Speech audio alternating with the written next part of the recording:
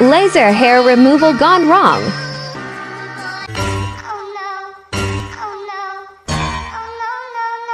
Okay, so many of you guys don't know that I am a licensed laser technician and have been for 11 years.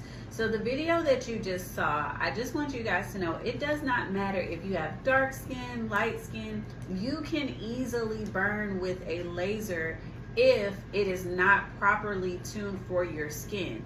Make sure, you guys, that before you get a full treatment of any kind that they do a test patch, okay? So it does not matter, like I said, if you have melanated skin or not, you have to make sure that you get test patches. If you don't, exactly what you saw is what can happen. You can wind up getting burns all over your skin. Just imagine if that was your face or even with your legs.